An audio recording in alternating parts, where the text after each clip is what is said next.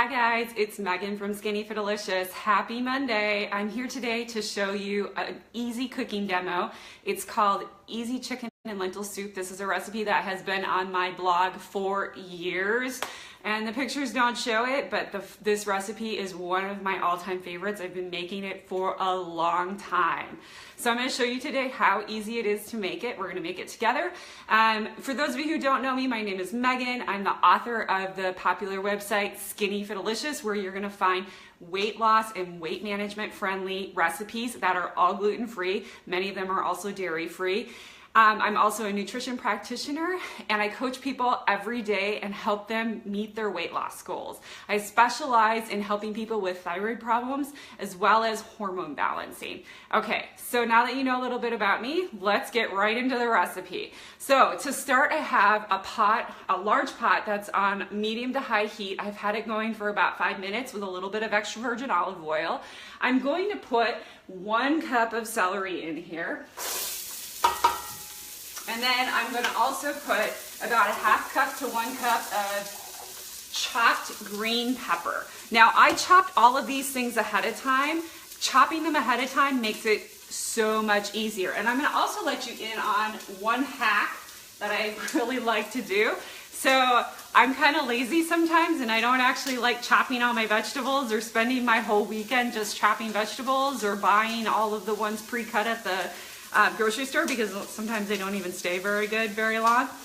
So what I like to do is I have like these little blenders, these little ninja blenders, and I just throw like some baby carrots, for example, in here, pulse them around several times, and they're chopped up. Like good enough for a soup, good enough for a casserole or whatever you're making, okay? So I'm just going to put about 1 cup of the carrots in here.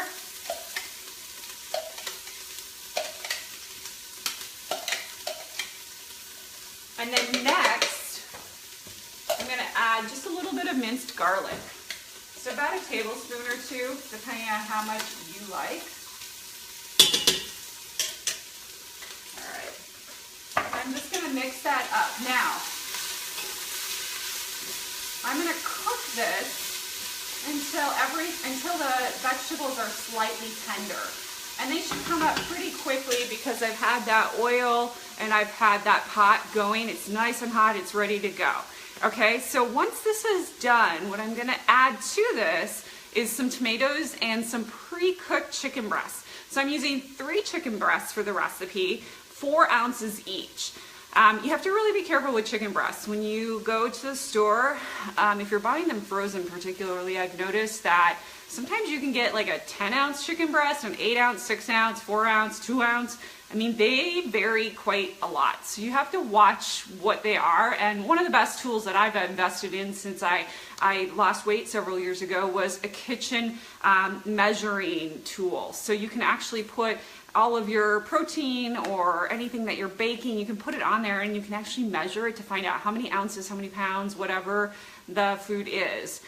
Because it can be particularly tricky with some of the proteins, and if you're buying them frozen, they're not always like an equal portion. So I will look at that quite often to help me. With the chicken, what I actually did was I cooked this last night in the oven at 350 for about 25 minutes, and then I shredded it up. So I just used a fork and I shredded it up and it was easy. So all the vegetables I prepped yesterday, the chicken I cooked yesterday while I was cooking dinner, it was like no big deal. I just threw it in a pan, put it in the oven with some salt and pepper, and that was all I did to it. It just baked in the oven. So it's already pre-cooked. So I like to kind of split up the steps in my recipes, especially when I know there's a lot of like chopping or, you know, just preparation kind of work. I like to sort of, you know, separate those out into several days if I can. And that just makes making the meal so much easier. It doesn't feel like as much of a chore if you're starting from the very beginning and having to work your way all the way to the end of making the recipe. It just seems so much easier. All right, so let's see how our vegetables are doing. They're coming along. The celery just needs a little bit more time. So once this is softened, what I'm going to do is add the tomatoes, add the chicken. The chicken's already cooked, so really it's just adding it in there to mix with the flavors. And then I'm also going to add some chicken broth. Now you can use any broth you like. I like to use low sodium. Sometimes I buy organic when it's on sale, sometimes I don't. It just depends where I am and if I can find it on sale.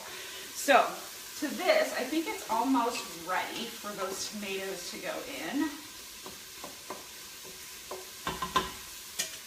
So I'm going to add 1 15-ounce can of tomatoes. And I'm just going to stir that in. Stir that in really good.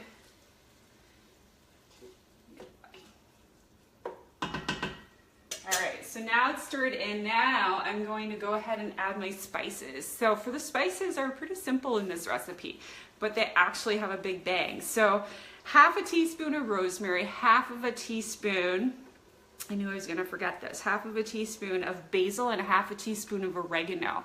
So, and it's not much in terms of the seasoning, but they are amazing together. The flavor is so good.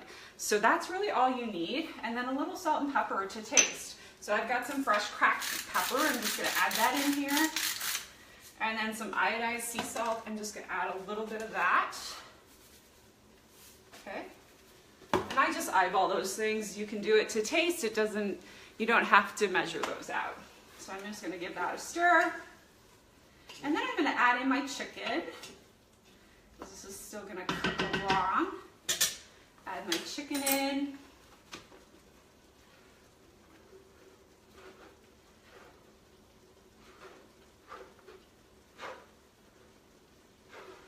And the other thing you can do with this recipe, if you don't have a lot of time to cook the chicken ahead of time, is to actually do it in your crock pot. So this is one that'll work really well in the crock pot.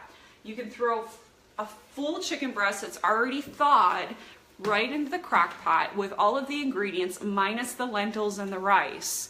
So you'll want to throw the lentils and the rice in at the very end, probably about 30 minutes before the soup is done. But you can do it in the pot. I just like doing it in the pot. That's how I've been doing it for years. So I've got this one down, you know, easily because I've done it so many times. But you can definitely do this one in the crock pot. So if you're leaving for work early in the morning, throw your chicken breast in the crock pot, throw all the ingredients in the crock pot, and then when you come home, add the lentils and the rice for the last 30 minutes. You can be getting undressed, getting, you know, ready for eating dinner. In those last 30 minutes, it'll cook and be perfect. You don't want the lentils and the rice to get kind of mushy, so don't add those in right away. All right, so I'm gonna give this another stir. And then I'm going to add in my chicken broth. So for the recipe, you're going to need about 4 to 5 cups of chicken broth or stock. You can use either one. You're just going to want enough to basically cover the ingredients in the soup. So I'm just going to go ahead and add these. There's 1.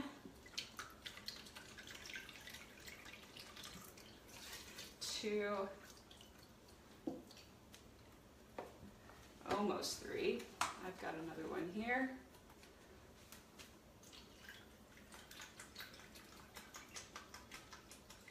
3.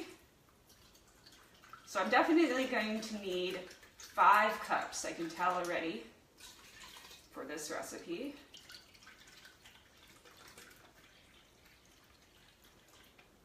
So 5 cups there. Fills it just to the top of the pot. The other thing you can do here too is add a bay leaf at this point. Bay leaf will really enhance the flavors, tastes so good. I love adding bay leaves into my soups because it just really brings out the flavors of all of the ingredients. So what I'm gonna do here is I'm gonna actually bring this to a simmer. I'm gonna cover it. Bring it to a simmer for about 20 minutes and just let everything sort of marry together. The flavors are gonna get amazing. The house is gonna smell so good. And then for like the last 20 minutes, I'm gonna add about 2/3 of a cup of this lentil and rice mix. Now you can use any rice that you want. You can use any lentils you want. When I used to make this recipe, I used to do like a 1/2 cup of lentils and a 1/2 cup of brown rice. Worked out perfectly. That's definitely something you can still do, but I just happen to have this Village Harvest blend on hand that I got, and I'm just gonna use that up. So that's what I'm gonna use for the recipe. Okay, so that's how you make the recipe. It's so simple. Go check it out. I'm gonna drop the link to the recipe so you can go check it out right now. If you have any questions or comments, feel free to leave them below so I can get back to you and answer them. Bye guys, have a great rest of your day.